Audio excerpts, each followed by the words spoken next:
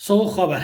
İctimai tarmoqlarda tarqalgan videorolikda Xanqa tuman dehqon bozoridan tashqarida bo'lgan hududlarda dehqonlardan pul undirilib chek berilmoqda. Bu holat ijtimoiy tarmoqlarda aylandi va muhokamalarga sabab bo'ldi. Keling videorolikni tomosha qilaylik, keyin muhokama qilamiz.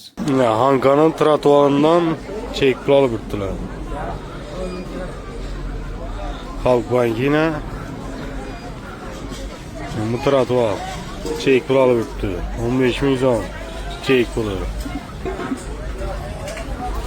Ushbu videorolikimizda ko'rib turganlaringizdek, dehqon bozor hududidan, Qizil hududidan tashqarida bo'lgan joyda chek berib pul undirib turibdi. Ya'ni dehqon bozor xodimlari.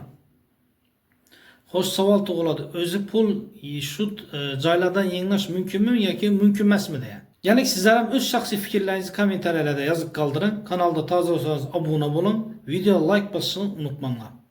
Aslında bozor hududlarini tashqarida, o'zini Qizil hududidan tashqarida pul yig'ish, chek berish mumkin emas aslında.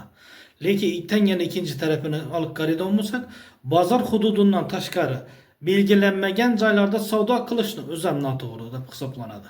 Ya'ni bu yerda hozir bozor hududidan tashqarida savdo qilib turgan dehqonlarimizni orqasida qoladigan, ya'ni qo'pol qilib aytganda musorlarini Xanqa tumani dehqon bozor ma'muriyatining ishchilari aytilishi bo'yicha sho'llarni uborga qilib, sirib supurib musorlarni oladi ekan. Shu sababdan pullar yengillanadi ekan meni. Lekin aslında qonun chek berib pul yig'ish mumkin emas.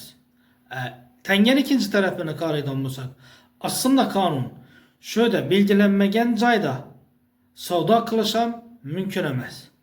Shuning uchun men o'ylaymanki, olib turgan pul to'g'ri deb hisoblayman. Sababi agarda shu bozor ma'muriyatining xodimlari haqiqatdan uborga qilib, musullarni olib tozalaydigan bo'lsa, shunday. Yana bir taraflama joyi bo'ladigan bo'lsa, bu yerlari aslında yana yondashadigan bo'lsak, Xanqa tumani obodonlashtirish bosh boshqarmasi qarashi kerak, nazorat qilishi kerak. Hozir Xanqa tumani obodonlashtirish xodimlari kelib bu yerda o'tirmishsa deb bozor hududidan o'ting deydigan bo'lsa, bilasizlar, hammada bor gap bu, bozorlarimiz kichkina bo'lgandan keyin sig'maydilar. Agar boshqarma xodimlari kelib qiynaydigan bo'lsa, kelib bir dehqonlarimiz azobga tushadi. Demak, meni fikrim bo'yicha, yana bilmadim, sizlar ham shaxsiy fikrlaringizni kommentariyada yozib qoldiringlar. Meni fikrim bo'yicha pul bergan ma'qul deb o'ylayman.